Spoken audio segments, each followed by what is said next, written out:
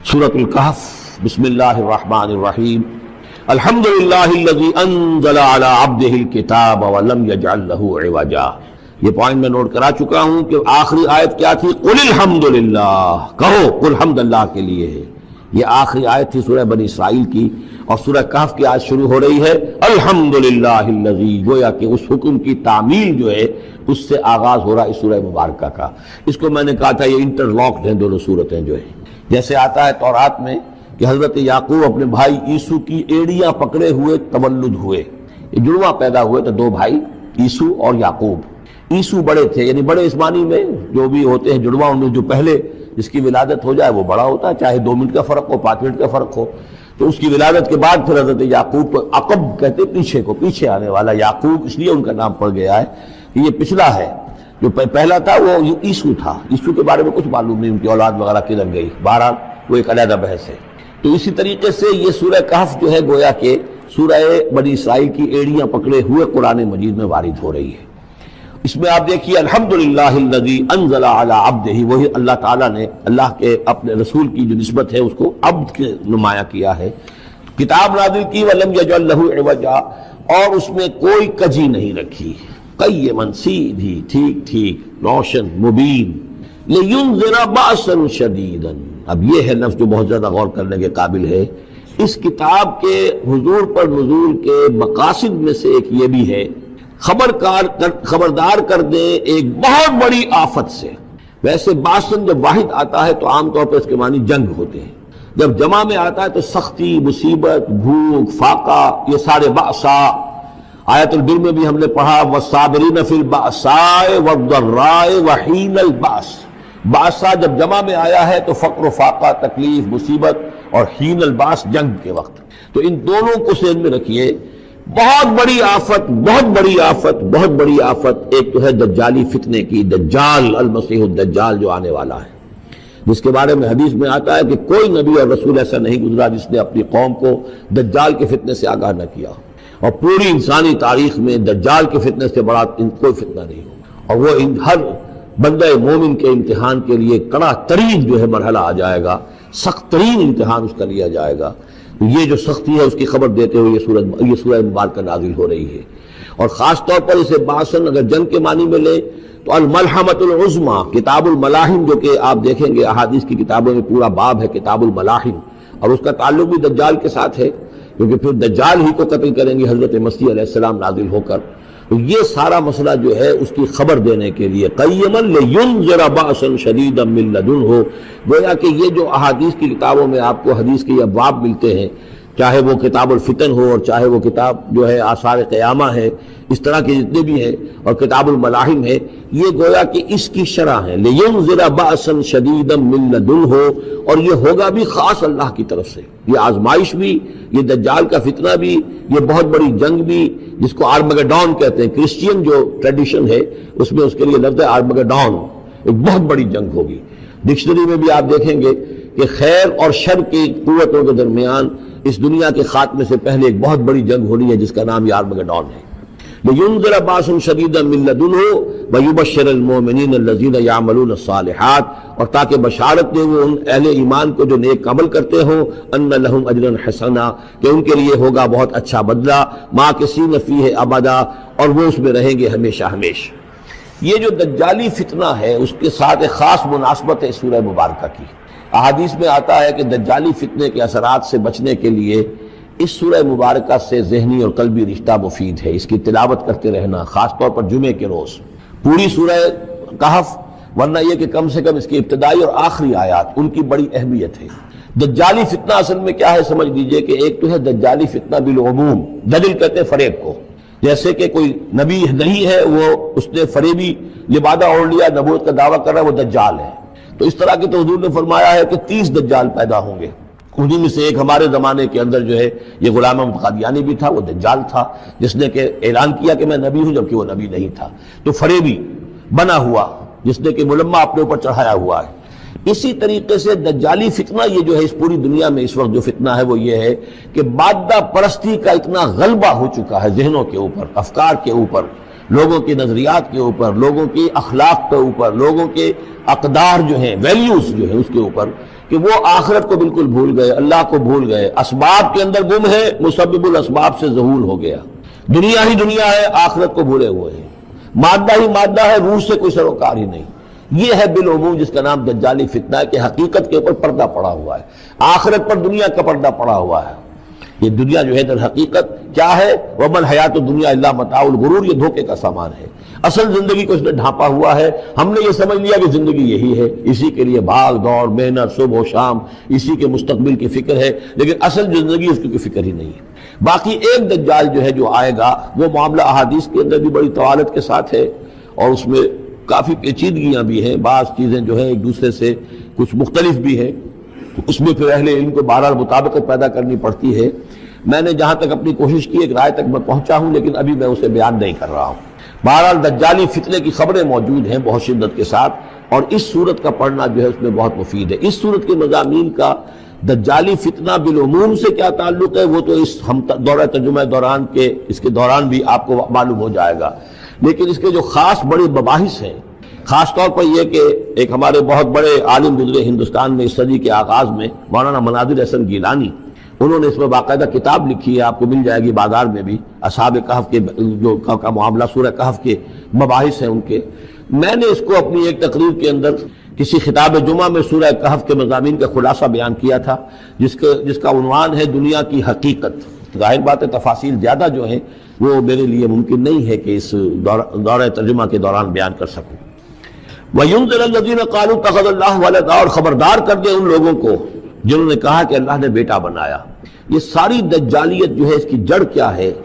مسیحیت، جو موجودہ مسیحیت ہے، جو حقیقت میں مسیحیت نہیں ہے، پولزم ہے، جس کی بنیاد تثلیث پر ہے کہ اللہ کا بیٹا بنا دیا حضرت مسیح علیہ السلام کو، اور انہیں کفارہ بنا دیا تمام جو بھی مان لے ان کو ان کے گناہوں کا، پیش کی معافی ہے ان کے گناہوں کی جو حضرت مسیح پر ایمان لے آئے، اور نمبر 3 شریعت ساقط کر دی، اور نمبر 4 سارا اختیار جو ہے وہ پوپ کے ہاتھ میں دے دیا گیا کہ تم جو چاہو جس چیز کو چاہو حلال کرو، جس چیز کو چاہو حرام کر دو۔ ان چیزوں نے مل کر نفس مذہب کو اس قدر قابل نفرت شے بنا دیا کہ یورپ کے عوام کے اندر مذہب کے خلاف شدید نفرت پیدا ہو گئی۔ چنانچہ اس کے بعد جب مسلمانوں کے زیر اثر وہاں پر علم پھیلا ہے، ہسپانیہ کی یونیورسٹیوں سے علوم اور فنون جو ہیں یہ فرانس اور اٹلی اور جرمنی کے نوجوان آتے تھے، اور وہاں آ کر وہ قرطبہ اور غرناطہ اور طریقلہ کی یونیورسٹیوں سے پڑھ کر جاتے تھے، تو ان کے زیر اثر جو ایک ریفرمیشن شروع ہوئی، اصلاح مذہب، اور ایک رینائسنس، تحریک احیاء العلوم، وہ جو اصل تو تحریک تھی اس بات کی کہ انسان علم کی طرف دوبارہ رجوع کرے، لیکن یہ کہ وہ علم جب آگے بڑھا ہے تو وہاں پہ عیسائیت کے خلاف جو رد عمل تھا اس کی وجہ سے اس میں مذہب کی دشمنی جو ہے اس تحریک کے اندر خود بخود شامل ہو گئی۔ تو مذہب سے بیزاری، روحانیت کا انکار، آخرت سے بالکل بے پرواہی اور اس کا بھی انکار، اور خدا ہے یا نہیں ہے اس سے کوئی سروکار نہیں، یہ جو اس تہذیب کے اصل میں اثرات بنے ہیں سارے، یہ اسی غلطیوں کا یہ اثرات ہیں، نتائج ہیں کہ جو عیسائی مذہب کے اندر جو یہ تحریفات کر کے جو غلطیاں کی گئی ہیں، اس کو یہاں کہا گیا ہے کہ ان لوگوں نے کہ جنہوں نے یہ عقیدہ ایجاد کیا، ما لہم بہ من علم، ان کے پاس اس کے لیے کوئی علمی سند نہیں ہے، ولا لآبائہم، نہ ان کے آباء و اجداد کے پاس کوئی سند تھی، کبرت کلمۃ تخرج من افواہہم، بہت بڑی بات ہے جو ان کے منہ سے نکل رہی ہے، بہت بڑی گستاخی ہے جو یہ اللہ تعالیٰ کی شان میں کر رہے ہیں، ان یقولون الا کذبا، یہ نہیں کہہ رہے مگر جھوٹ، سراسر سیدھا سفید جھوٹ بول رہے ہیں۔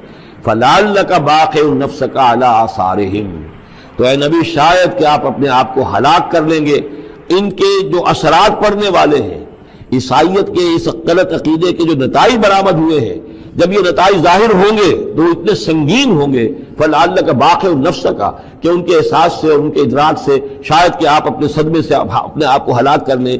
ان لم یؤمنوا بہذا الحدیث اسفا، اگر یہ لوگ اس حدیث پر، اس قرآن پر، یہ بات جو بتائی جا رہی اس پر ایمان نہ لائے، اس پر ایمان نہ لائے، اپنے اس غلط عقیدے پر قائم رہے، اس غلط مذہب کو انہوں نے برقرار رکھا، تو اس کا جو رد عمل ہوگا نوع انسانی پر، اور اس سے تاریخ انسانی اور انسانی ثقافت جس غلط رخ پر پڑے گی، جو دجالیت کا فتنہ اسے جنم لے گا، ان تمام چیزوں کے اثرات سے شاید آپ کو اتنا صدمہ ہو کہ فلعلک باخع نفسک علی آثارہم ان لم یؤمنوا بہذا الحدیث اسفا انا جعلنا ما علی الارض زینۃ لہا، ہم نے زمین کے اوپر جو کچھ ہے اسے اس کا گہنا بنا دیا ہے، بناؤ سنگھار بنا دیا ہے، زینت بنا دیا ہے۔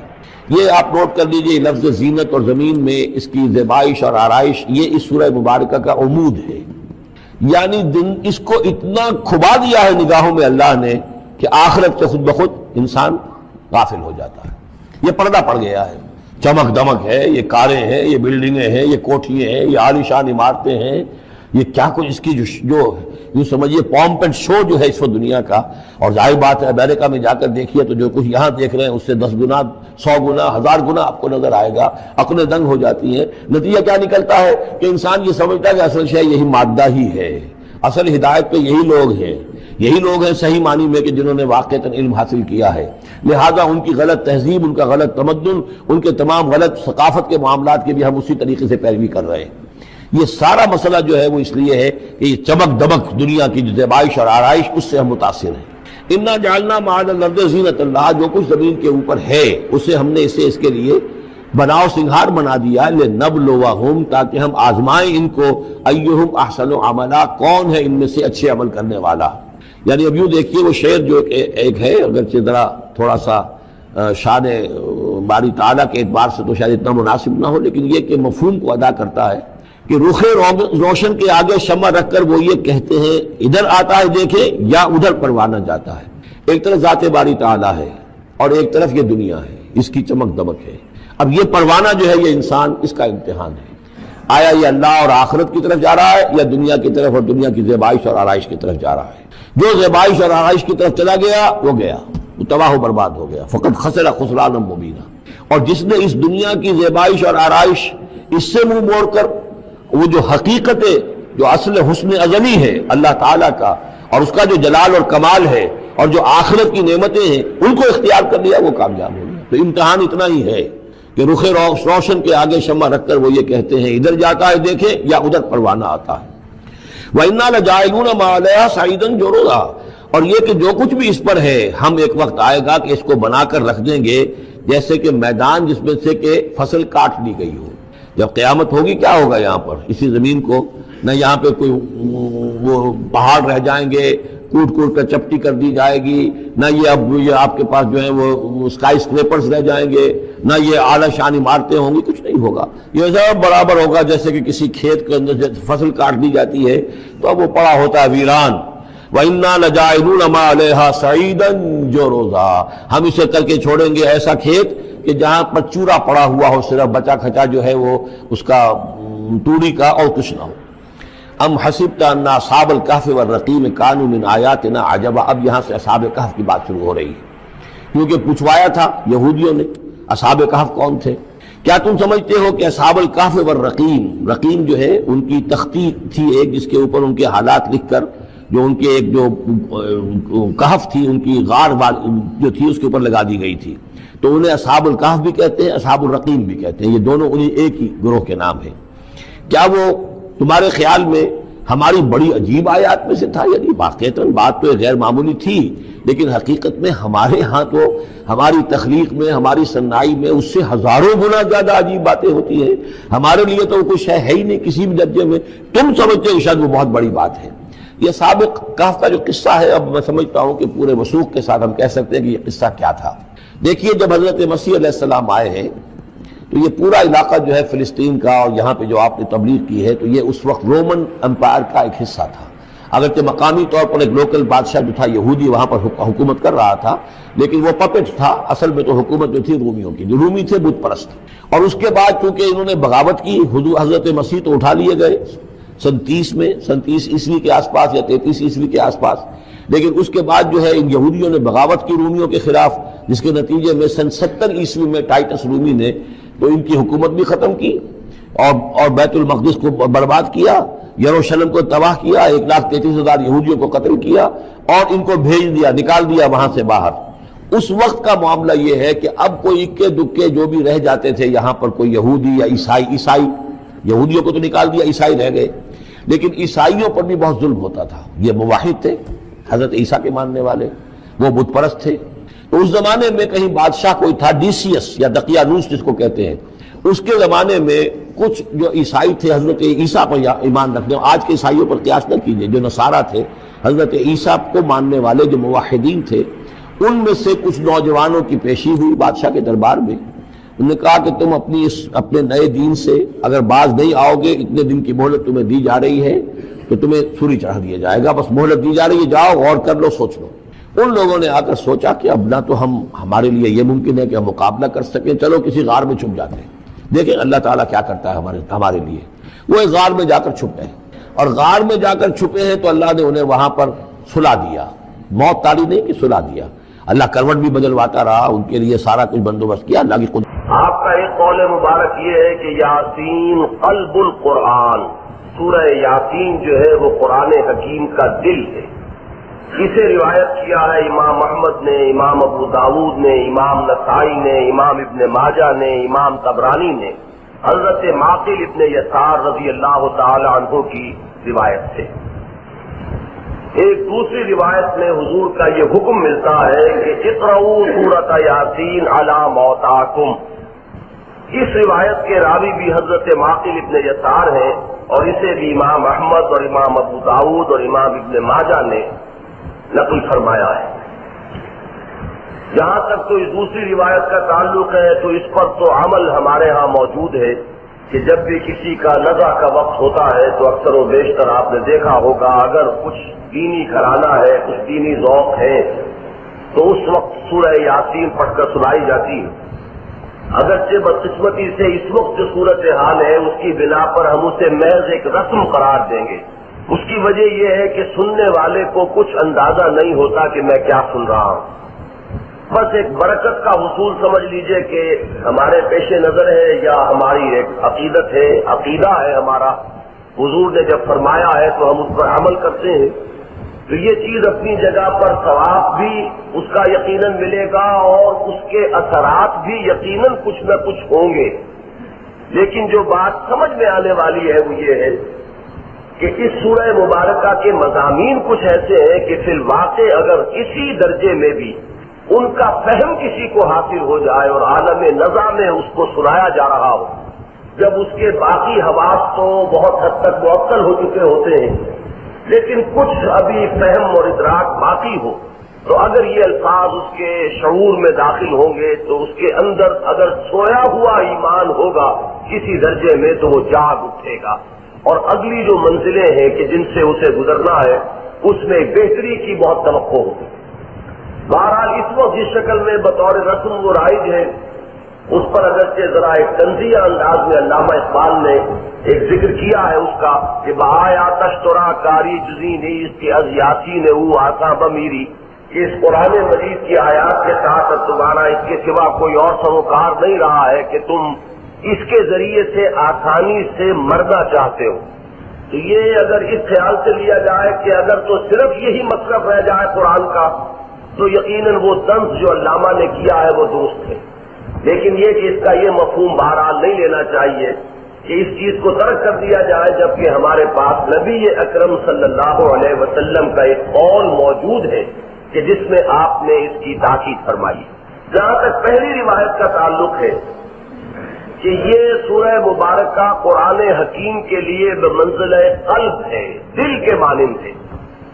اس پر اگرچہ لوگوں نے اپنے اپنے انداز میں اس کی توجیح کرنے کی کوششیں کی ہیں، لیکن واقعہ یہ ہے کہ کسی بھی توجیح پر جو بھی سامنے آئی ہیں مطالعے میں، ہو سکتا ہے کہ بعض کوئی ایسی چیزیں بھی ہوں کہ جو میرے مطالعے میں نہ آئی ہوں، لیکن جو چیزیں بھی سامنے آئی ہیں تو پورے طور پر جس کو کہا جائے کہ دل ٹھک جائے کہ یہی بات ہے کہ جس کی بنا پر اسے قلب قرآن قرار دیا گیا، ایسی کوئی بات سامنے نہیں۔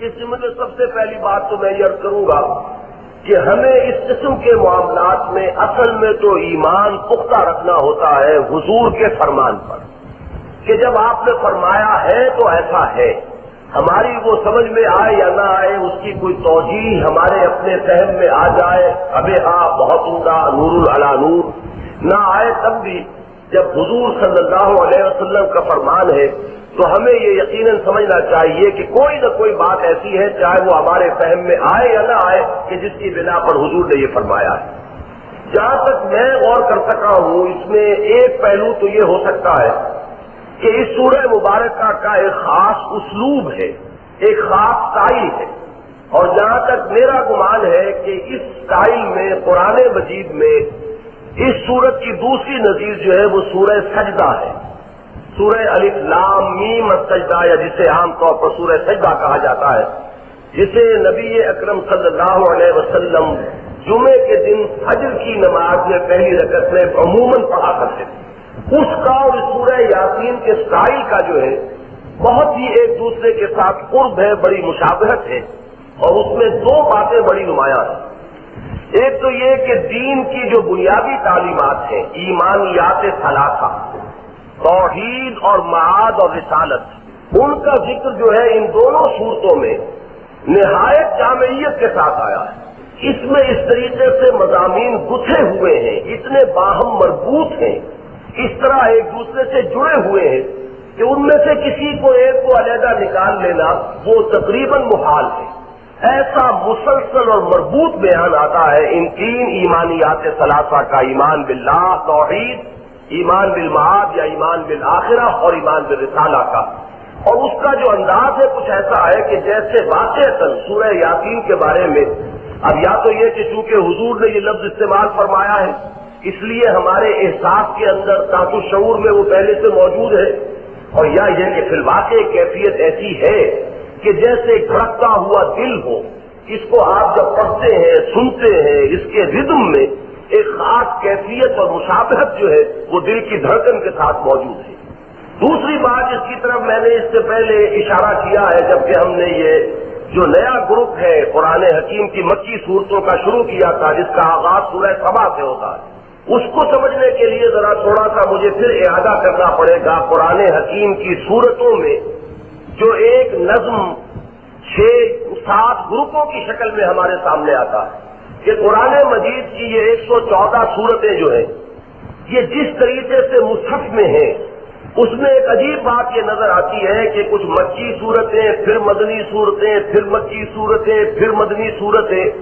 ایک شکل تو یہ ہو سکتی تھی کہ تمام مکی صورتوں کو پہلے جمع کر لیتے، تمام مدنی صورتیں بعد میں آ جاتی، لیکن ایسا نہیں ہے۔ اور جب نہیں ہے اور یہ ہمیں معلوم ہے کہ قرآن مجید کی اصل ترتیب یہی ہے، ترتیب مصحف یہی ہے، لوح محفوظ کی ترتیب یہی ہے، تو ظاہر بات ہے کہ اس ترتیب کے اندر یقیناً کوئی حکمت ہے کہ جس کو اگر ہم تدبر کریں، غور کریں تو شاید وہ سمجھ میں آئے۔ تو ہمارے اس زمانے میں مولانا حمید الدین فرائی رحمۃ اللہ علیہ نے جس انداز میں قرآن حکیم کے نظم پر غور کیا ہے اور اس کے جو اصول پھر مرتب کیے ہیں ان کے تحت یہ بات سامنے آئی کہ 7 گروپ ہیں قرآن مجید کی صورتوں کے، جن میں سے ہر گروپ کا آغاز ہوتا ہے ایک مکی صورت سے یا ایک سے زائد مکی صورت، اور خاتمہ ہوتا ہے ایک یا ایک سے زائد مدنی صورتوں کا۔ تو مکی اور مدنی صورتیں مل کر ایک گروپ بنتی ہیں، پھر مکی پھر مدنی صورتیں دوسرا گروپ، پھر مکیات اور مدنیات تیسرا گروپ۔ اس طرح قرآن حکیم میں صورتوں کے 7 گروپ ہیں۔ اس میں آپ کنفیوز نہ کریں، ایک ہے 7 منزلیں یا 7 احزاب، وہ بالکل ایک دوسری ترتیب ہے۔ وہ ہے تقریباً مساوی حصوں میں قرآن مجید کو تقسیم کرنے کے لیے کہ 7 دنوں میں 7 منزلیں پڑھ کر ہفتے میں قرآن مجید ختم کر لیا جائے۔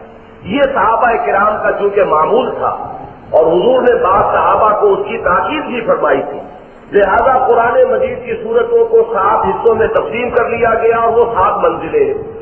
اس میں مکی مدنی کا اس طرح کا ربط پیش نظر نہیں ہے، بلکہ اصل جو مقصود ہے وہ یہ ہے کہ تقریباً مساوی 7 حصے ہو جائے۔ البتہ یہ حکمت وہاں بھی نظر آتی ہے کہ مساوی کرنے کے لیے صورتوں کو نہیں توڑا گیا، صورتیں پوری شامل کی گئی۔ یہ جو پاروں کی تقسیم ہے کہ جن میں صورتیں ٹوٹ جاتی ہیں، یہ چیز جو ہے بعد کی ہے اور اس کے اندر وہ بھوناپن موجود ہے۔ یہ حضور کے زمانے میں اور دور صحابہ میں یہ سپاروں کی تقسیم موجود نہیں تھی، صورتیں اور صورتیں احزاب کی شکل میں گروپ۔ تو وہ جو 7 گروپ ہیں یا 7 جو احزاب ہیں یا 7 منزلیں ہیں، اس میں بھی ایک بڑا حسن پیدا ہو گیا ہے اس طریقے سے کہ سورہ فاتحہ کو اگر علیحدہ کر دیں کہ وہ تو قرآن مجید کا مقدمہ یا دیباچہ ہے، تو اس کے بعد پہلے گروپ میں 3 صورتیں، دوسرے میں 5 ہیں، تیسرے میں 7 ہیں۔ یہ اسی طریقے سے سیڑھی چڑھتی ہے، 3 5 7 9 11 13، اور اس کے بعد حزب مفصل کہلاتا ہے جس میں 65 صورتیں سورہ قاف سے شروع ہو کر سورہ ناس تک. لیکن یہ کہ اس میں بھی بڑی ایک حسن کی اور ایک ترتیب کی صورت موجود ہے. لیکن یہ سارا معاملہ ہے صرف قرآن مجید کو تلاوت کی غرض سے تقریباً مساوی حصوں میں تقسیم کرنے کے لیے. مانوی اعتبار سے یا مکی اور مدنی صورتوں کا اس کے اندر کوئی ربط جو ہے وہ پیش نظر نہیں. یہ بھی اپنی جگہ پر ایک حسن اتفاق کہیے اسے کہ وہ بھی 7 کا عدد ہے کہ 7 منزلیں ہیں اور یہ 7 گروپ بنتے ہیں. ان 7 گروپوں کا جو ذکر میں کر رہا ہوں تو وہ ان منزلوں سے بالکل علیحدہ کہ مکی مدنی صورتیں مل کر ایک گروپ، پھر مکیات و مدنیات، بعض گروپ چھوٹے ہیں بعض بہت بڑے ہیں. مثلاً پہلا گروپ جو ہے اس میں سورہ فاتحہ مکی صورت ہے، سورہ بقرہ، سورہ آل عمران، سورہ نساء، سورہ مائدہ یہ مدنیات ہیں بہت طویل. اور یہ آپ سوچئے کہ یہ ایک طویل گروپ بن گیا ہے کہ جو تقریباً 6.25 پاروں پر مشتمل ہے. پھر آپ اس سے آگے چلیے تو 2 سورتیں مکی 2 مدنی، انعام آراف مکیات، انفال توبہ مدنیات. تیسرا گروپ شروع ہوگا وہ سورہ یونس سے. وہاں سے اتفاق یہ ہے کہ تیسری منزل بھی شروع ہوتی ہے. وہاں سے تیسرا گروپ شروع ہوگا سورہ یونس سے لے کر سورہ مومنون تک 14 صورتیں مکی، پھر سورہ نور جو ہے وہ مدنی. پھر چوتھا گروپ شروع ہوگا سورہ الفرقان سے لے کر اور سورہ سجدہ تک. یہ 8 صورتیں جو ہے اس کے اندر مکی ہیں اور پھر سورہ احزاب مدنی آتی. 5واں گروپ یہ ہے جو ہم پڑھ رہے ہیں کہ جس میں سورہ سبا سے چل کر اور یہ سورہ فاتر، سورہ یاسین، اس گروپ کی تیسری صورت ہے. یہ مکیات کا سلسلہ چل رہا ہے اور 13 صورتیں اس میں آئیں گی کہ جو مکی ہیں، اور پھر مدنی صورتیں 3 آئیں گی، سورہ محمد، سورہ فتح اور سورہ حجرات. اس کے بعد سورہ قاف سے شروع ہوگا سورہ واقعہ تک 7 صورتیں یہ مکی ہیں، اور سورہ حدیث سے سورہ تحریم تک یہ پھر مدنی صورتیں ہیں. یہ 6واں گروپ ہے. 7واں گروپ سورہ ملک سے شروع ہوگا اور تقریباً سورہ اخلاص تک یہ تمام مکیات کا گروپ ہے. اگرچہ درمیان میں بعض صورتوں کے بارے میں اختلاف رائے ہے کہ وہ مدنی ہے یا مکی ہے، اس پر گفتگو اس کے مرحلے پر ہوگی. اور اس میں جو اصل میں قطعی طور پر جو مدنی صورتیں ہیں وہ معوذتین ہیں، قل اعوذ برب الفلق، قل اعوذ برب الناس. اس پر وہ 7واں گروپ ختم ہوتا ہے. اس میں ایک بات سامنے آ گئی اور وہ یہ ہے کہ پہلے گروپ میں تو مکی صورت صرف سورہ فاتحہ ہے، آخری گروپ میں مدنی صورتیں صرف 2 ہوئی، سورہ معوذتین. اس لیے اگر شمار کیا جائے تو 6 بڑے بڑے مجموعے بنتے ہیں مکی صورتوں کے اور 6 ہی بڑے بڑے مجموعے بنتے ہیں مدنی صورتوں کے. اس لیے کہ پہلے گروپ میں مکی صورت صرف سورہ فاتحہ ہے اور آخری گروپ میں مدنی صورتیں صرف معوذتین ہیں. تو اگر بڑے گروپ شمار کیے جائیں گے تو وہ 6 گروپ بنتے ہیں. اب ان میں سے جو مکی صورتوں کے 6 گروپ ہیں ان کے بارے میں چند باتیں میں چاہتا ہوں کہ آپ سمجھ لیں. مکی جتنی بھی صورتیں قرآن مجید کی ہیں ان میں آپ کو بنیادی ایمانی جو مباحث ہیں وہ تو سب میں ملیں گے. کوئی مکی صورت ایسی نہیں ہو سکتی جس میں کہ توحید کا مضمون نہ آیا ہو پورے شبد و مد کے ساتھ. کوئی مکی صورت ایسی نہیں ہو سکتی کہ جس میں رسالت کا مضمون نہ آیا ہو پورے دلائل و براہین کے ساتھ. کوئی مکی صورت ایسی نہیں ہو سکتی جس میں آخرت کا بیان نہ آیا ہو پوری شان و شوکت اور شکوہ کے ساتھ، اور جنت اور دوزخ کا معاملہ تفصیل کے ساتھ نہ آیا. یہ ایمانیات جو ہیں یہ تو مستقل موضوعات ہیں تمام مکی صورتوں کے. چوتھا جو مستقل مضمون ملے گا وہ بنیادی انسانی اخلاقیات. مکی صورتوں میں آپ کو شریعت نہیں ملے گی، احکام نہیں ملیں گے، حلال اور حرام کے جتنی تفاصیل ہے وہ نہیں ملیں گی، وہ تو مدنیات میں ہے، مدنی صورتوں میں. لیکن بنیادی انسانی اخلاقیات، سچ بولنا ہے، یتیم کی سرپرستی ہے، مسکین کو کھانا کھلانا ہے، وعدے کا پورا کرنا ہے، یہ جو بنیادی انسانی اخلاقیات ہیں جو سب کے نزدیک مسلم ہے، یہ چوتھا مشترک مضمون ہے مکی صورتوں کا. البتہ مکی صورتوں میں اس اعتبار سے ایک فرق آپ کو ملے گا کہ پہلے جو 2 گروپ ہیں یعنی جو بڑے گروپ ہیں، مثلا پہلی 2 صورتیں سورہ انعام، سورہ اعراف، اور اس کے بعد 14 صورتیں سورہ یونس سے لے کر سورہ مومنون تک، ان میں زیادہ زور آپ کو ملے گا رسالت کے مضمون پر. انبیاء اور رسل کے حالات و واقعات، رسولوں کی دعوت، ان کی تفصیل، رسولوں کے دعوت کا اگر انکار کیا گیا تو اس سے کیا انجام لوگوں کو کس انجام سے دوچار ہونا پڑا، کیا ہلاکت اور تباہی آئی قوموں پر. تو رسالت کا مضمون زیادہ نمایاں ہے اس گروپ میں.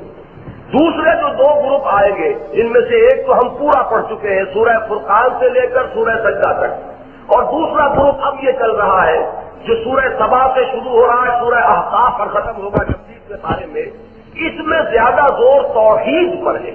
جو تیسرا گروپ ہے سورہ قاف سے شروع ہو کر سورہ واقعہ اور سورہ ملک سے لے کر سورہ اخلاص تک، اس میں زیادہ زور قیامت اور آخرت اور انذار اور جنت اور دوزخ. الحاقہ ملحاقہ وما ادراک ملحاقہ القارعہ ملقارعہ وما ادراک ملقارعہ عما یتساءلون عن النبأ العظیم الذی هم فیہ مختلفون. تو بہت زیادہ زور ملے گا آخرت پر. درمیانی دو گروپوں کی جو مکی صورتیں ہیں ان میں زیادہ زور ملے گا توحید پر. جو ابتدائی دو گروپوں کی مکی صورتیں ہیں اس میں زیادہ زور ملے گا نبوت اور رسالت پر. یعنی جو تین بنیادی ایمانیات ہیں اگرچہ وہ تمام مکی صورتوں میں ملیں گے مشترک، لیکن یہ کہ ہر گروپ کا اپنا ایک اسلوب ہے، اپنا ایک انداز ہے، اس کا جو مرکز و محور ہونے کی حیثیت حاصل ہے. پہلے دو گروپوں میں وہ ہے رسالت کو، دوسرے دو گروپوں میں وہ ہے توحید کا مضمون، اور آخری دو گروپوں میں آخرت اور قیامت اور جنت اور دوزخ اور انذار کا انداز. اب یہ جو درمیانی دو گروپ ہیں ان کی اگر صورتوں کی تعداد آپ بنائیں گے تو وہ 21 بنتی ہیں. 8 صورتیں ہیں سورہ فرقان سے لے کر سورہ سجدہ تک. سورہ فرقان، سورہ شعراء، سورہ نمل، سورہ قصص، سورہ عنکبوت، سورہ روم، سورہ لقمان اور سورہ سجدہ.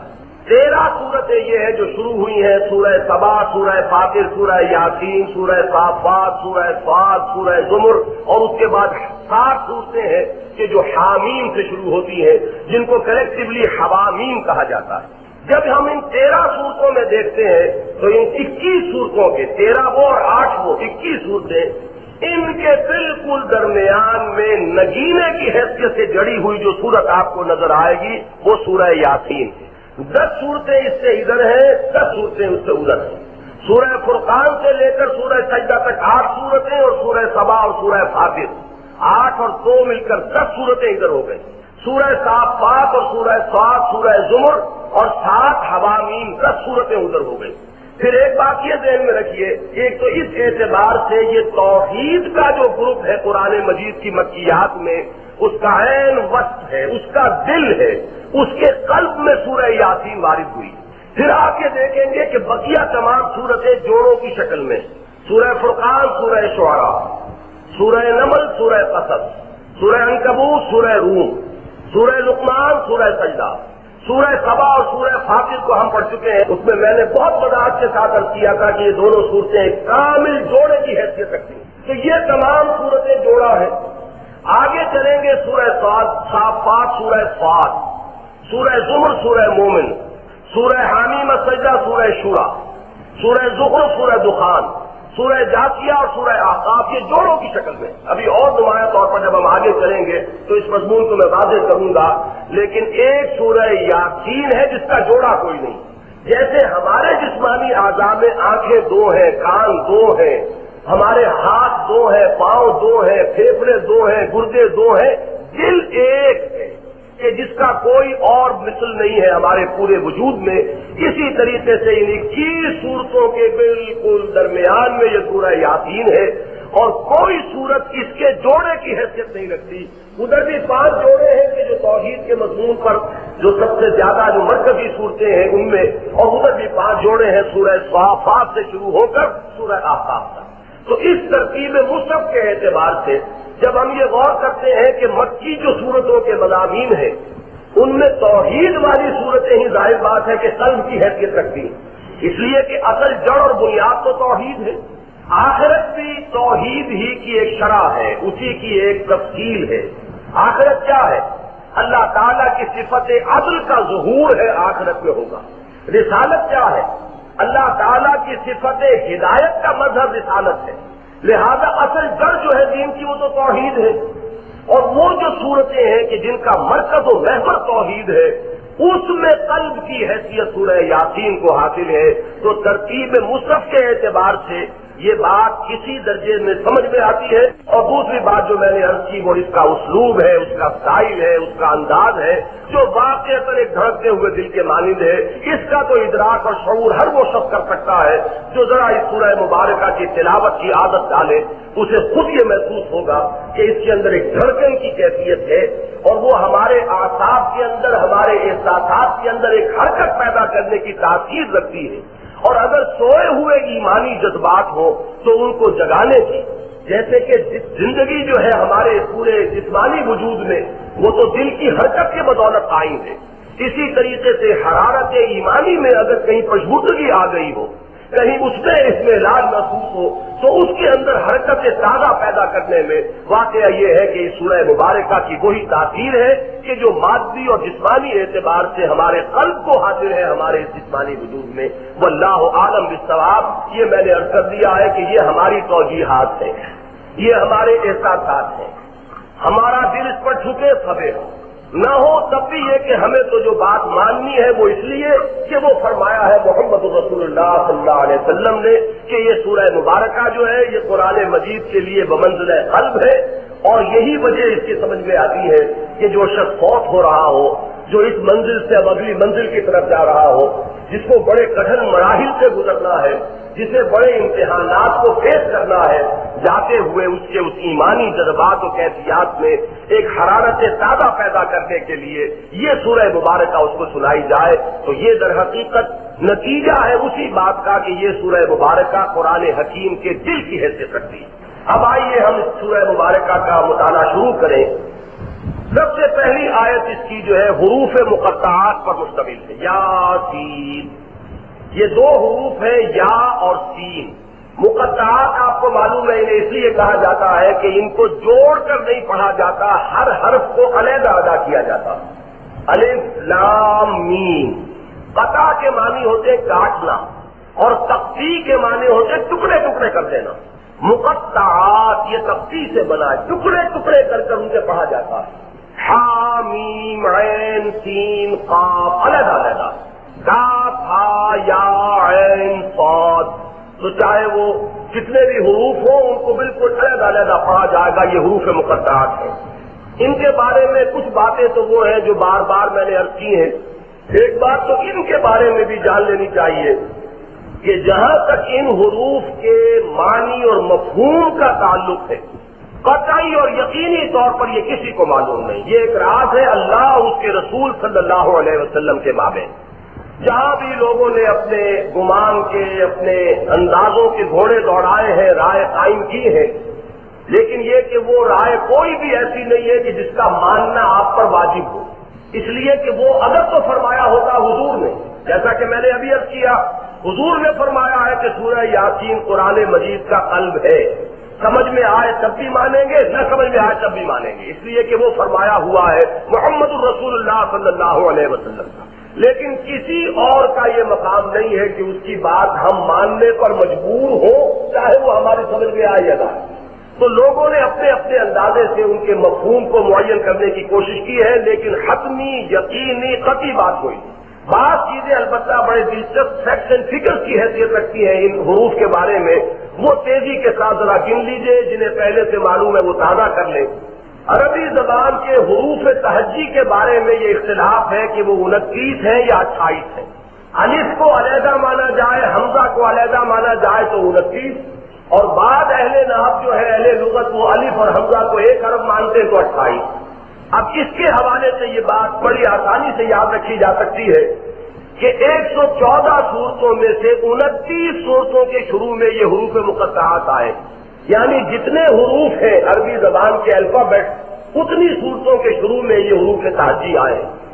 और दूसरे ये कि ये जो तख्ती है हुरूफ तहज्जी की, उनमें से 14 हुरूफ इस्तेमाल हुए हैं, 15 या 14 नहीं हुए, आधे इस्तेमाल हुए।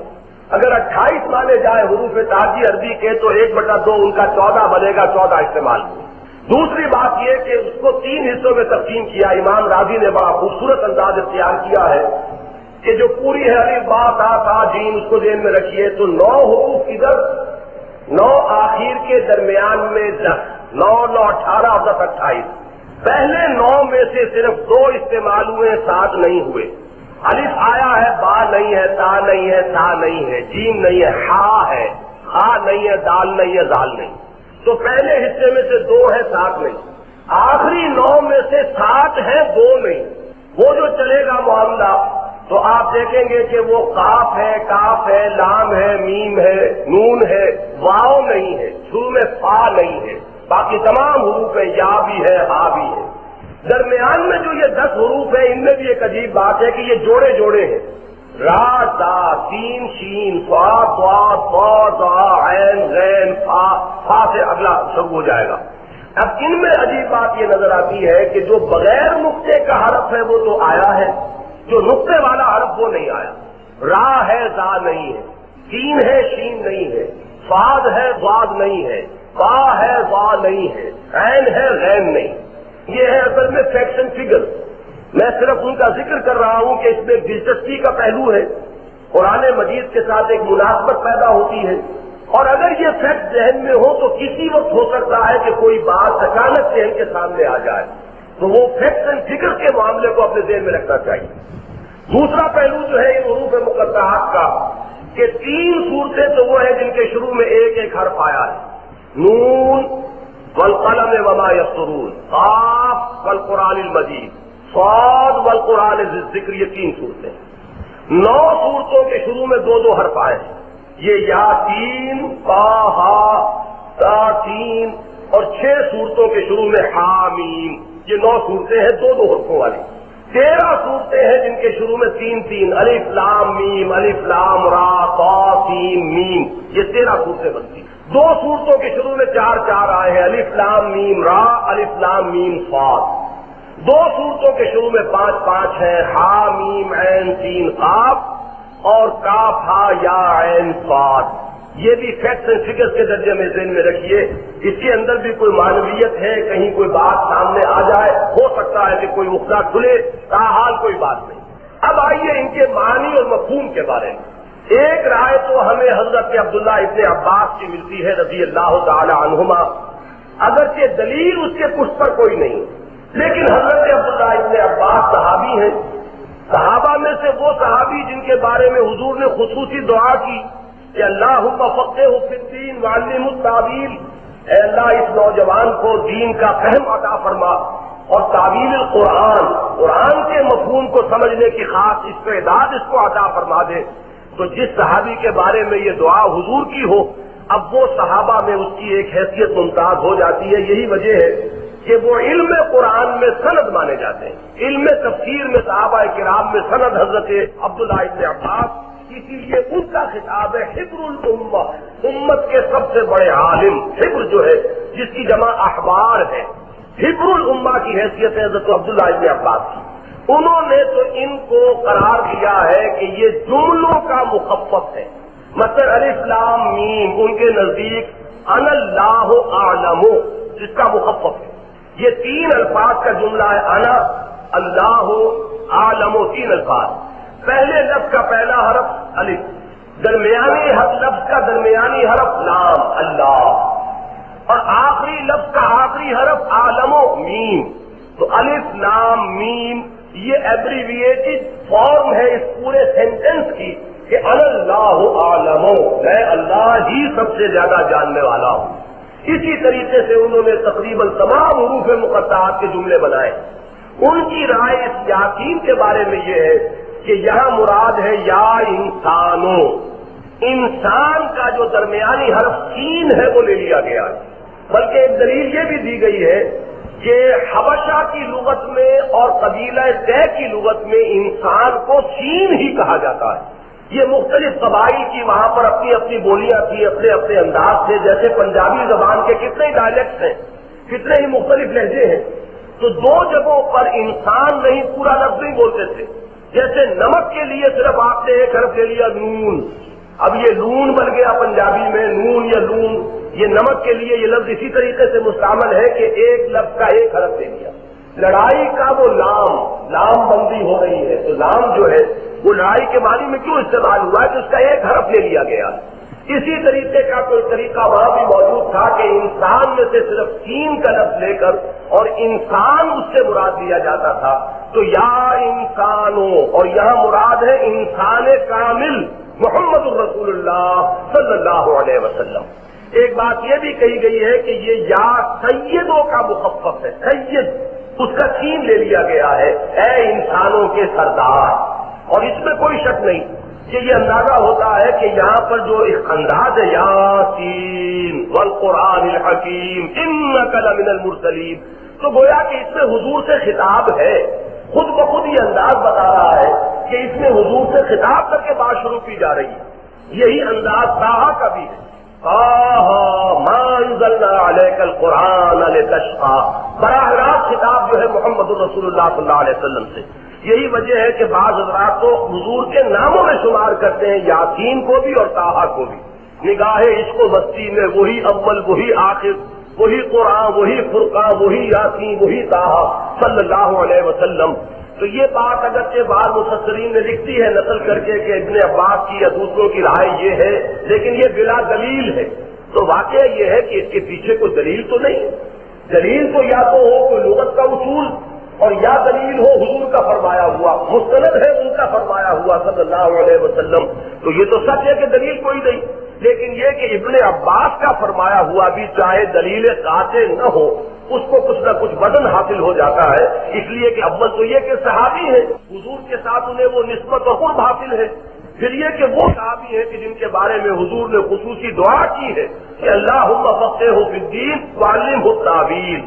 بہرحال حروف مقطعات کے بارے میں جو دوسری رائے ہے، اب ان کو اگر تفصیل سے بیان کروں گا تو بہت وقت نکل جائے گا، وہ میں اب کسی اور وقت کے لیے چھوڑ رہا ہوں. صرف یاسین کے بارے میں یہ رائے میں نے دے دی ہے. اب آگے ایک رائے یہ بھی ہے کہ سورتوں کے نام ہیں یہ، تو اس میں تو واقعتاً سورہ یاسین کے سلسلے میں تو یہ بات جو ہے 100% درست ہے، اس کا نام سورہ یاسین ہے. سورہ طٰہٰ جو ہے وہ سورہ طٰہٰ ہی کے نام سے موسوم ہے. لیکن یہ کہ جو صورتیں جو ہے الف لام میم سے 6 صورتیں شروع ہو رہی ہیں، تو حروف مقطعات ان کے نام تو نہیں ہو سکتے. سورہ بقرہ کا نام الف لام میم نہیں ہو سکتا، اس لیے کہ نام سے تو مقصود ہوتا ہے منفرد کر لینا، پہچان بنا لینا. تو الف لام میم پہچان نہیں بن سکتی، 6 صورتیں انہی حروف سے شروع ہو رہی ہیں. اس لیے جزوی طور پر تو یہ رائے صحیح ہے کہ حروف مقطعات جو ہے وہ قرآن مجید کی صورتوں کے نام بننے کے لیے آئے ہیں، لیکن یہ بات قاعدہ کلیہ کے طور پر درست نہیں. یاسین والقرآن الحکیم، واو جو ہے یہاں پر واو قسمیہ ہے، جیسے والعصر زمانے کی قسم ہے، والفجر فجر کی قسم ہے. تو والقرآن الحکیم قسم ہے اس قرآن کی کہ جو نہایت حکمت والا ہے، پر از حکمت قرآن. یہاں سب سے پہلی بات تو یہ جاننی چاہیے کہ قرآن مجید کی اکثر صورتیں، بالخصوص وہ صورتیں کہ جن کا آغاز ہوتا ہے حروف مقطعات سے، ان کے شروع میں ضرور قرآن مجید کی عظمت کا بیان ملے گا. الف لام میم ذالک الکتاب لا ریب فیہ، اکثر حروف مقطعات سے شروع ہونے والی صورتیں بالخصوص. اور ویسے تو آپ دیکھیں گے حامیم کا سلسلہ ہے، الف لام کا سلسلہ ہے، الف لام را کا سلسلہ ہے. سب سے پہلے تلک آیات الکتاب المبین کتاب محکمت آیاتہ ثم فصلت من لدن حکیم خبیر. اب تو یہ تمام انداز جو ہے قرآن مجید میں آپ کو ملے گا کہ صورتوں کے آغاز میں بالعموم اور خاص طور پر حروف مقطعات سے شروع ہونے والی صورتوں کے آغاز میں قرآن مجید کی عظمت کا بیان آئے گا. ان میں سے 3 صورتیں وہ ہیں کہ جن کے شروع میں قرآن مجید کی قسم کھائی گئی. سورہ قاف ہے، قاف والقرآن المجید، وہاں قرآن مجید کی صفت آئی قرآن کی بزرگی والا قرآن. دوسری صورت جو ہے صاد والقرآن ذی الذکر، وہاں قرآن مجید کی قسم کھائی گئی اور قرآن مجید کی نعت یا صفت کیا ہوئی؟ وہ قرآن جو یاد دہانی پر مشتمل ہے، جس میں ذکر ہے، جس میں نصیحت ہے، جس میں موعظت ہے، جس میں انسان کے لیے یاد دہانی مثمر ہے.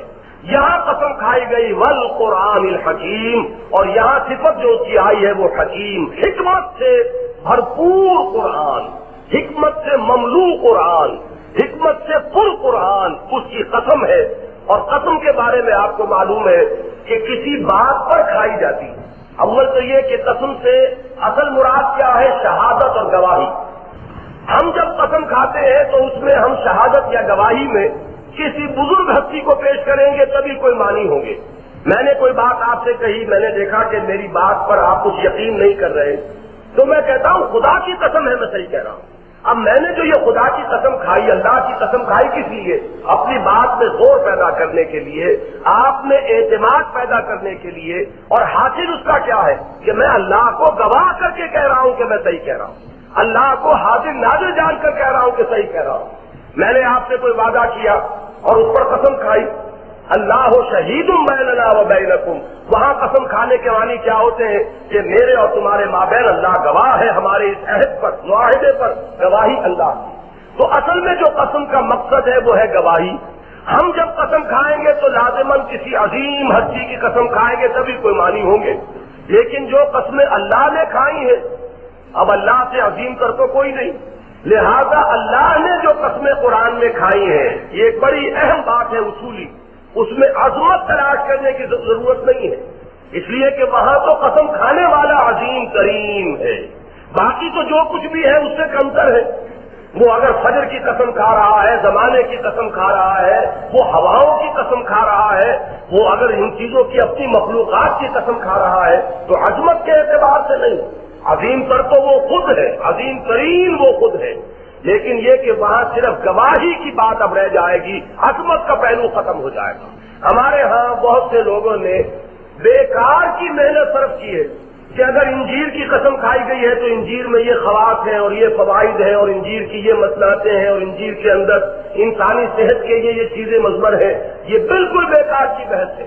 اگر وہاں قسم کھائی گئی بلد العظیم، بلد الامین، یہ شہر گواہ ہے، یہ پہاڑ گواہ ہے، والتین والزیتون وطور سینین وہذا البلد الامین لا اقسم بهذا البلد وانت حل بهذا البلد. اب یہاں پر جو گواہی ہے مجرد اس کو سامنے رکھنا چاہیے، کسی بھی شے کی خاص کوئی عظمت کا پہلو تلاش کرنے کی ضرورت نہیں ہے. ویسے تو اللہ کی مخلوق میں سے کون سی چیز ہے جو حکمت سے خالی ہے؟ گھاس کا تنکا جو ہے اس میں بھی حکمت موجود ہے، اس کے اندر بھی نہ معلوم کتنے فوائد ہیں کہ جن کو ہم جانتے بھی نہیں. ان تعدوا نعمت اللہ لا تحصوها، اگر تم اللہ کی نعمتوں کو شمار کرنا چاہو تو کبھی اس کا احصاء نہ کر سکو گے.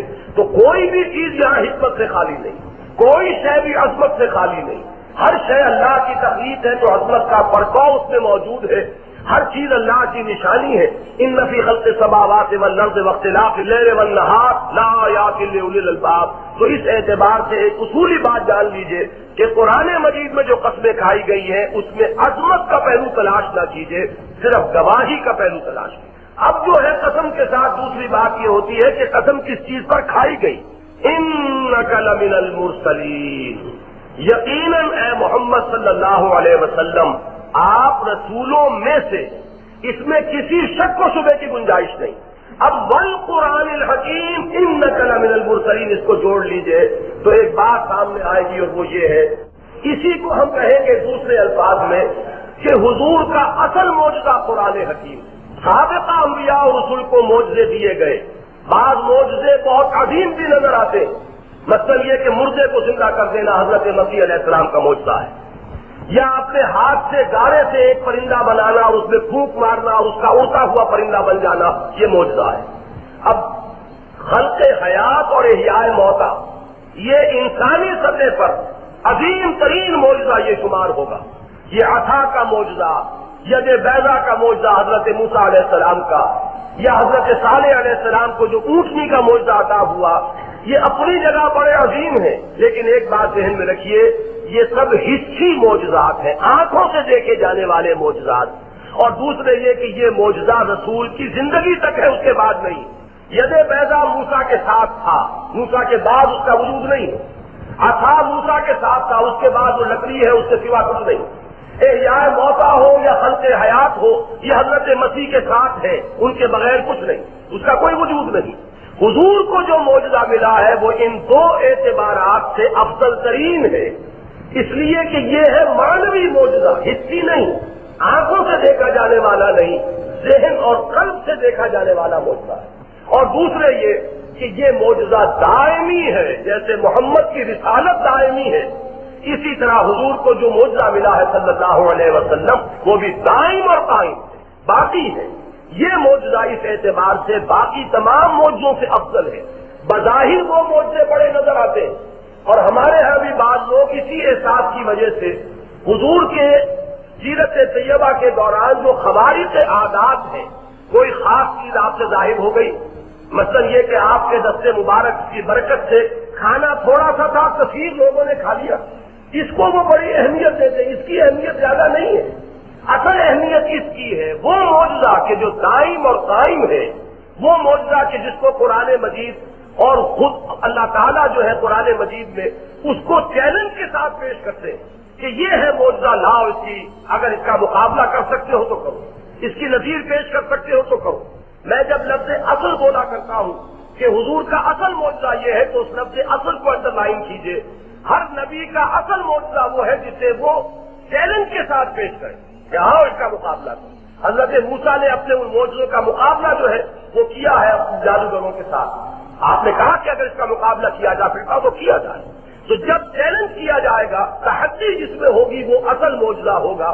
ورنہ یہ کہ خرق عادت واقعات یہ تو اولیاء اللہ سے بھی ہوتے ہیں. اولیاء اللہ کے لیے ہم انہیں کرامات کہتے ہیں. اللہ اپنے کسی بھی دوست کے ذریعے سے کسی وقت اپنی کسی خاص حکمت کو ظاہر کر سکتا ہے. حضرت عمر نے رضی اللہ تعالی عنہ میدان جو دیکھا ہے شام کا محاذ جنگ، تو ظاہر بات ہے یہ بھی ایک کرامت ہے، ایک خرق عادت ہے. عام حالات میں ہونے والی بات تو نہیں ہے کہ مسجد نبوی کے ممبر پر بیٹھے ہوئے اور وہ دیکھ رہے ہیں کہ کیا ہو رہا ہے وہاں میدان جنگ میں، اور یہاں سے وہ آرڈر پاس کر رہے ہیں اور وہاں پر حضرت ساریہ نے حضرت عمر کے الفاظ سنے. یہاں یہ بھی ذہن میں رکھیے کہ قرآن مجید کی اعجاز کے کتنے پہلو ہیں. یہ خود اپنی جگہ پر اعجاز قرآن کا ایک مسئلہ ہے کہ اعجاز قرآن کے پہلوؤں کا احاطہ کرنا ممکن نہیں.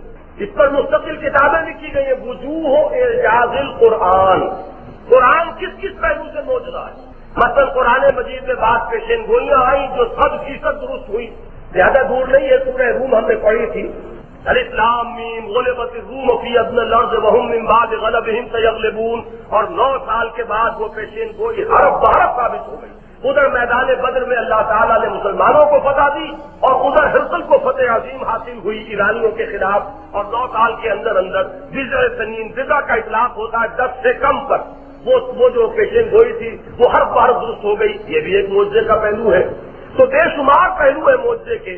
لیکن یہاں جو آیت جو آج ہم پڑھ رہے ہیں اس کے حوالے سے ایک بات جان لیجئے، قرآن مجید کا اصل معجزہ اس کی حکمت ہے، اس کی وزڈم ہے، اس کی دانائی ہے، اس کا فلسفہ ہے، اس کی پورا حکمت تعلیمات ہے. انسان کے عقل کے لیے جو جلا ہے، انسان کے فکر کے لیے، انسان کے غور کے لیے، انسان کو حقائق تک پہنچانے کے لیے، انسان کو علم حقیقت تک اس کی رسائی حاصل ہو جائے، اس کے لیے جو کچھ قرآن مجید نے دیا ہے، جو مواد قرآن اپنے اندر رکھتا ہے، یہ اس کے اعجاز کا، اس کے معجزے کا اصل پہلو. باقی جو پہلو جس وقت قرآن نازل ہو رہا تھا اس وقت جو پہلو زیادہ نمایاں ہو گیا تھا وہ قرآن مجید کی فصاحت اور بلاغت ہے. قرآن مجید کی ادبیت، اس کی فصاحت، اس کی بلاغت، اس کی مٹھاس، اس کے الفاظ کی ندرت، اس کے تراکیب کی چستی، اس کا ایک صوتی آہنگ، یہ جو ایک کلام کی ظاہری محاسن ہوتے ہیں، کلام کی ظاہری خوبیاں ہوتی ہیں، یہ وقتی طور پر جب قرآن نازل ہو رہا تھا عربوں کو سب سے زیادہ جس چیز نے مبہوت کیا ہے وہ قرآن کے ظاہری محاسن تھے. لیکن یہ کہ اصل جو اس کا معجزہ ہے وہ حکمت ہے. یوں سمجھیے کہ ایک پھل ہے، اس پھل کے اندر ہے جو کچھ گودا ہے، اس کے اوپر بہرحال چھلکا بھی ہے، وہ بھی اس کا ایک جز ہے. لیکن یہ کہ کسی وقت جو ہے کوئی اسی کی رعنائی، اسی کی خوبصورتی، نارنگی کا یہ چھلکا کس قدر اس کے اندر رنگت کا اور معاملہ، اس چھلکے کے اندر بھی یہ خوشبو ہے، اس کو بھی انسان اگر اپریشیٹ کرے تو وہ اپنی جگہ پر ایک بہت اچھی بات ہوگی. لیکن نارنگی کی اصل حقیقت تو اس کے اندر ہے. اسی طریقے سے جو مٹھاس اور حلاوت ہے، اس کے الفاظ کی جو جیسے ہیرے تراشے ہوئے ہوں، تراشے ہوئے ہیرے، اور جس طریقے سے کہ ترکیبیں چست ہیں، یہ اپنی جگہ پر فصاحت اور بلاغت کی معراج ہے، اور یہ بھی اس کی ایک اپریسیشن کا پہلو ہے. لیکن یہ کہ اصل جو بات ہے وہ یہ ہے کہ اس کی حکمت پر غور کرو. ذالک مما اوحی الیک ربک من الحکمہ، یہ ہے وہ چیزیں کہ جو تیرے رب نے اے نبی تجھ پر نازل کی ہے از قبیل حکمت.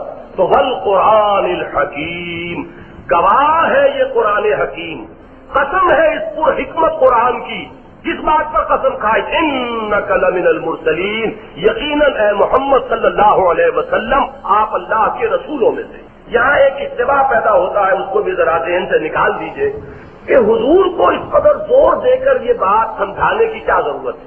क्या माअज़ल्लाह हुजूर को कोई शक था? क्या हुजूर को किसी दर्जे में कभी अपनी नबूवत और रिसालत के बारे में कोई इश्तिबाह लायक हो सकता था? माअज़ल्लाह सुम्मा माअज़ल्लाह। ये बात जान लीजिए कि आम तौर पर भी हमारी अपनी गुफ्तगू में भी एक उसलूब ये होता है कि आप खिताब कर रहे होते हैं किसी और से, सुनाना किसी और को मकसूद होता है। हमारे यहाँ की जो कोलोकियल उर्दू है उसकी जो कहावतें होती है घरेलू इस्तेमाल की, उनमें से एक ये भी है कि बेटी री बेटी तुझसे कहूं और बहू री बहू तू सुन। सुनाना बहू को मकसूद होता है लेकिन खिताब उससे नहीं किया जाता, इसलिए कि मुबादा वो महसूस कर ले, बहरहाल पराए घर से आई हुई है, उसके एहसासात कुछ और है। तो बात जो है आम तौर पर घरों की बड़ी बूढ़ी जो है खवातीन वो बेटियों से खिताब करके कहती हैं, जबकि सुनाना मकसूद होता है बहुओं कि उनके लिए, उनकी रहनुमाई के लिए बात कही जा रही है, लेकिन गुफ्तगू जो है उनसे बराह रास्त नहीं बिलवास्ता हो रही। यहाँ ज़ाहिर खिताब है मोहम्मद रसूलुल्लाह सल्लल्लाहु अलैहि वसल्लम, असल में सुनाया जा रहा है उन्हें जिन्हें कुछ हुकूक व शुबहात थे या जो इनकार कर रहे थे, जो एराज कर रहे थे, जो मोहम्मद की नबूवत को कबूल करने से मुनकिर थे, उनको पूरे जोर देकर ये बात सुनानी मकसूद है। लेकिन इसमें यह भी होता है कभी, जैसा कि मैंने अर्ज किया कि सुनाना किसी और को है और खिताब किसी और से है, और उसका कभी सबब यह भी होता है कि जिसको सुनाना होता है उससे आपके अंदर इतनी बेजारी होती है कि आप उससे तो बात करने को तैयार हैं। यह भी होता है कभी आपका किसी से झगड़ा हो रहा है, कोई और तीसरा शख्स मौजूद है, तो बात तो उससे करनी चाहिए लेकिन रुख आप इधर करके बात शुरू कर देते, सुना उसे रहे, इसलिए कि उससे आपको तवक्को ही नहीं कि ये सुनेगा, और उससे आपको अब इतनी दिली ताल्लुक नहीं रहा है कि उससे बराह रास्त आमने सामने होकर रू दर रू होकर गुफ्तगू करें। बात उससे करनी मकसूद है लेकिन इधर रुख कर लिया है। तो ये सारे पहलू जो है उनको ज़हन में रखिए कि माअज़ल्लाह यहाँ हुजूर को कोई शक व शुबा नहीं था कि आपको रीअश्योर करने की जरूरत हो और आपको इत्मीनान दिलाने की एहतियाज पैदा हो गई हो, बल्कि असल में सुनाना उन्हीं को मकसूद है। या तो बेजारी की वजह से उनके साथ तहातुब इख्तियार नहीं किया जा रहा, या हिकमत इसमें समझी गई है कि बात बराह रास्त उनसे न हो बल्कि खिताब मोहम्मद रसूलुल्लाह सल्लल्लाहु अलैहि वसल्लम से हो। यासीन वल कुरानिल हकीम इन्नका लमिनल मुरसलीन अला सिरातिम मुस्तकीम। ये है खबर अव्वल जो है इन्ना की, तो वो तो है लमिनल मुरसलीन, और खबर दोम ये है कि अला सिरातिम मुस्तकीम, आप सिरात मुस्तकीम पर हैं, सीधे राह पर हैं, वो सीधी राह जिसकी तलब फितरत इंसानी में है। सूरह फातिहा की तफसीर जो है इससे पहले मुख्तलिफ मौके पर हुई है, तो मैंने जो बात उससे वादे की है वो ये है कि सूरह फातिहा मुअय्यन करती है फितरत इंसानी की प्यास, इंसान कहाँ तक तो पहुंच जाता है। मालिक यौमिद्दीन इय्याका नअबुदु व इय्याका नस्तईन, यहाँ तक तो फितरत इंसानी इंसान को ले आती, फितरत सहीहा अपने सलीम। अब आगे क्या करूं क्या ना करूं, किधर जाऊं किधर न जाऊं, जिंदगी के हर मरहले पर चौराहा आ रहा है, तिराहा आ रहा है, एक मोड़ मुड़ गया है, मुड़ूं या ना मुड़ूं, सीधा रास्ता कौन सा है। इसलिए कि आपको मालूम है कि एक चौराहा ऐसा भी हो सकता है दो सड़कों के दरमियान 10 डिग्री का फर्क हो और आप उसमें इम्तियाज न कर पाए कि अब मेरा सही रास्ता कौन सा है। लेकिन अगर गलत रुख पर मुड़ गए तो जितना आगे बढ़ते जाएंगे आप सही रुख से दूर तर होते चले जाएंगे। ये वही अंदाज है इन्नका लमिनल मुरसलीन अला सिरातिन मुस्तकीम। कुरान मजीद हिकमत से ममलू है, सारी विजडम, सारी दानाई, सारी हिकमत, सारा फलसफा इसमें मौजूद, लेकिन अस्सिरात के लिए हम मोहताज हैं मोहम्मद रसूलुल्लाह सल्लल्लाहु अलैहि वसल्लम। दीन की अमली तश्कील होगी सुन्नत रसूल की बुनियाद पर, किधर चले किधर न चले, रास्ता कौन सा सही है कौन सा गलत है, जिसकी सही तायीन जब आप करने पर आएंगे तो आप मजबूर होंगे कि आप नक्शे कदम देखिए मोहम्मद रसूलुल्लाह सल्लल्लाहु अलैहि वसल्लम का, अला सिरातिम मुस्तकीम वो है, उन्हें अल्लाह ने उसूल रास्ते पर गामजन किया है। और ये बात मैं मुताबिक मवाक़े पर वाज़ेह करता हूँ कि दीन सिर्फ कुरान नहीं है, जिसने ये समझा बहुत बड़ा धोखा खा गया। कुरान मजीद से वफादारी, कुरान मजीद से इश्क, कुरान